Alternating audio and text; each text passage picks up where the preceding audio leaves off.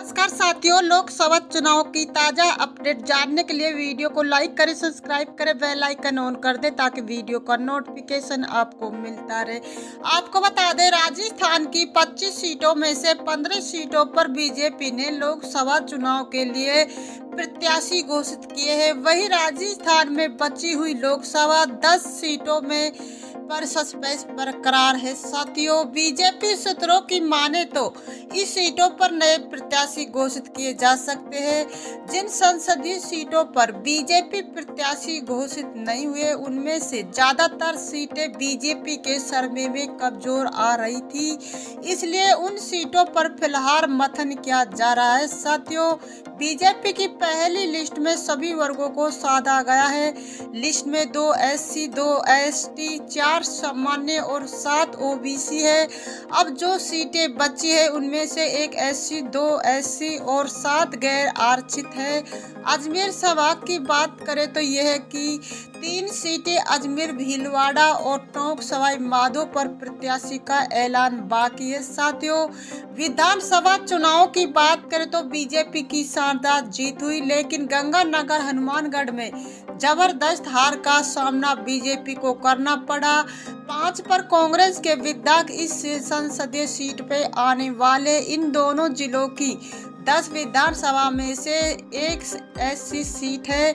इसके अलावा करौली, धौलपुर और लोकसभा सीट की बात करें तो फिलहाल यहां से बीजेपी के सांसद मनोज राजौरिया, लेकिन मीडिया रिपोर्ट की माने तो इस सीट पर इस बार बीजेपी को कड़ी चुनौती का सामना करना पड़ सकता है। जयपुर ग्रामीण के सांसद राजवर्धन सिंह विधानसभा चुनाव जीते सीट पर बीजेपी नए चेहरे पर दाव खेल सकती है। साथियों, बता दे बीजेपी ने प्रत्याशी की पहली लिस्ट जारी की। बीजेपी की ओर से दिल्ली स्थित मुख्य कार्यालय पर प्रेस कॉन्फ्रेंस का आयोजित किया गया है। साथियों, प्रधानमंत्री नरेंद्र मोदी जी एक बार फिर वाराणसी से उम्मीदवार होंगे। हाल ही में उम्मीदवारों के नामों की चर्चा 29 फरवरी को दिल्ली बीजेपी मुख्यालय में पार्टी की केंद्रीय चुनाव समिति की बैठक में हुई। इस बैठक में प्रधानमंत्री नरेंद्र मोदी जी और गृह मंत्री अमित शाह व JP नड्डा शामिल है। साथियों, नागौर में ज्योति मिर्धा को टिकट मिला। नागौर से ही विधानसभा चुनाव ज्योति मिर्धा हारी थी। हालांकि कांग्रेस के टिकट मिर्धा नागौर सांसद रह चुकी बीजेपी ने फिर ज्योति पर भरोसा जताया है। साथियों, वही हाल में महेंद्रजीत सिंह और मालवीय की बीजेपी ने एंट्री हुई थी। महेंद्रजीत सिंह मालवीय टिकट मिला था। बांसवाड़ा डूंगरपुर सीट से वे बीजेपी के प्रत्याशी बने हैं। साथियों, बांसवाड़ा डूंगरपुर के कमल कटारा थे सांसद, अब टिकट कटा। देवजी पटेल, अर्जुन लाल मीणा, राहुल कस्बा टिकट भी कटा है। साथियों, आपको बता दे, बीजेपी की पहली लिस्ट पर CM भजनलाल शर्मा ने इस ट्वीट किया। उन्हें लिखा, जय भाजपा और विजयी भाजपा। भारतीय जनता पार्टी द्वारा आगामी लोकसभा चुनाव 2024 को लेकर घोषित समस्त प्रत्याशियों को हार्दिक बधाई व विजय की अग्रिम शुभकामना दी। माननीय प्रधानमंत्री श्री ससम नृत्य में आप सभी को ऐतिहासिक विजय, एक भारत श्रेष्ठ भारत के निर्माण के विराट संकल्प को सबल प्रदान करेगी। फिर एक बार मोदी सरकार अब की बार 400 पार होगी। साथियों, बता दे लोकसभा चुनाव से पहले राजस्थान की भजनलाल सरकार ने 7 IAS अफसरों के तबादले कर दिए, जबकि एक को अतिरिक्त प्रभार सौंपा गया। राजस्थान की भजनलाल सरकार के गठन के बाद बड़ा प्रशासनिक फेरबदल किया जा रहा है। सरवन को सचिव और कर्मचारी साइड एंड टेक्नोलॉजी विभाग की जिम्मेदारी सौंपी गई है। वही भवानी सिंह थेथा को लगाया प्रमुख सचिव युवा एवं खेल विभाग और नवीन जैन को लगाया शासन सचिव आयोजन जनशक्ति और गजेशन गुणन को लगाया शासन सचिव शिक्षा भी श्रवण कुमार शासन और सचिव आयुक्त साइड वैकलॉजी मिला है। साथियों, आपको बता दे भाजपा प्रदेश अध्यक्ष सीपी जोशी जयपुर से मेहंदीपुर बालाजी जाते समय दौसा कलेक्टर चौराहे पर रुके, जहां उनका भाजपा जिला अध्यक्ष डॉक्टर प्रभुदयाल शर्मा ने नृत्य में भाजपाइयों को गर्म जोशी के साथ फूलमाला पहनकर भव्य स्वागत किया है। साथियों, इस दौरान सीपी जोशी के साथ नवनियुक्त भाजपा के प्रदेश मंत्री भूपेंद्र सिंह भी मौजूद रहे। सीपी जोशी ने कहा कि लोकसभा चुनाव को लेकर भाजपा की तैयारी पूरी है। भाजपा हमेशा पूरे 5 साल सक्रिय रहती है, लेकिन चुनाव के समय वह दल सक्रिय होते हैं जो कभी दिखाई नहीं देते। सीपी जोशी ने कहा, राजस्थान में केंद्र और राज्य सरकार की जन कल्याणकारी योजना के माध्यम से प्रदेश की सभी सीटों पर कमल खिलेगा। वहीं जोशी ने कांग्रेस पर हमला बोलते कहा, उन्हें ERCP और यमुना जल समझौता सहन नहीं हो रहा। उन्होंने कहा कि इससे लंबे समय तक राजस्थान की जनता इन योजनाओं को लेकर इंतजार करती रही है, लेकिन उन्होंने काम नहीं किया। अब इन योजना का भाजपा ही शिलान्यास करेगी और उद्घाटन भी करेगी। साथियों, वीडियो पर बने रहे। आपको आगे बता दें, लोकसभा चुनाव 2024 की तैयारियों में सभी पार्टी जुटी हुई है। जल्द ही बीजेपी राजस्थान की 7 से 8 सीटों के लिए प्रत्याशी घोषित कर सकती है।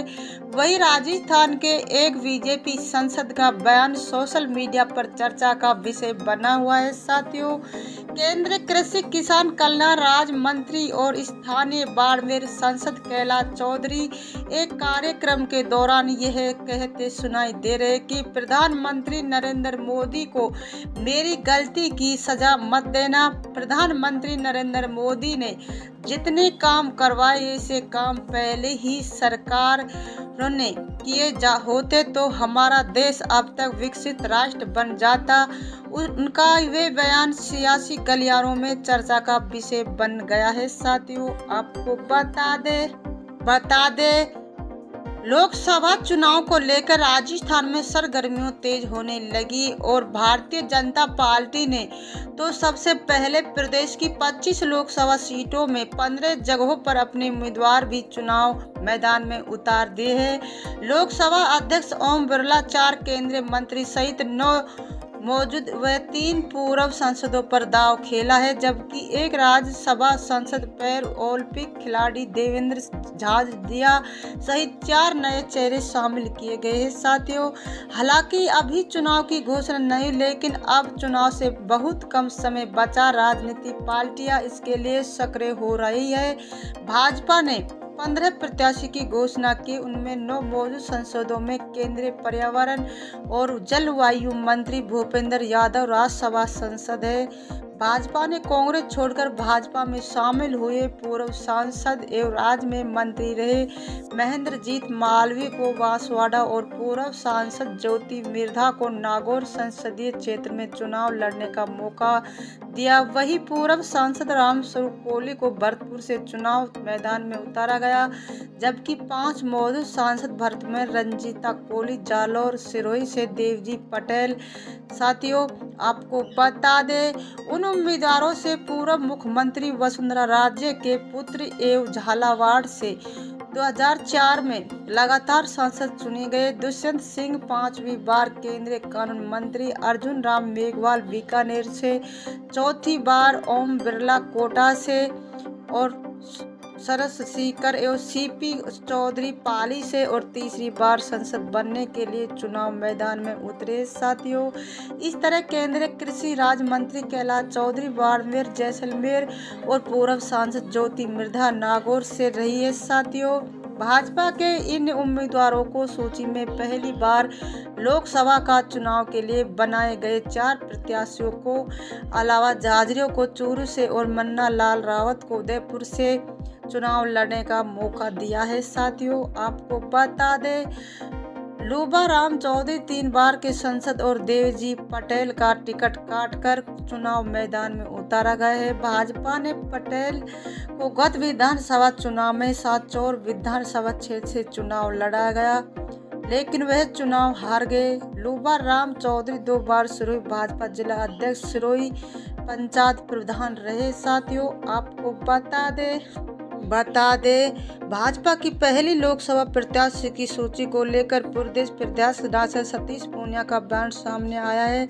पूनिया ने कहा कि प्रधानमंत्री ने 370 का जो लक्ष्य दिया उसे हासिल करने के लिए पार्टी तैयार में जुटी हुई है। साथियों, उन्होंने कहा कि प्रधानमंत्री नरेंद्र मोदी ने भी अपने आप को प्रत्याशी बनाए जाने पर पार्टी का आभार जताया। भाजपा ने धरातल संगठनात्मक ताकत हासिल की। प्रधानमंत्री नरेंद्र मोदी हर मोर्चे पर आर्थिक, धार्मिक, वैश्विक स्तर पर खुद को साबित किया। विपक्ष पर निशाना साधते हुए उन्होंने कहा कि विपक्ष के पास ना हालत है और ना मुद्दे है, ना नेता है। साथियों, वीडियो को लाइक करें, सब्सक्राइब करें, बेल आइकन ऑन कर दें ताकि वीडियो की जानकारी मिल सके। जय हिंद, जय भारत।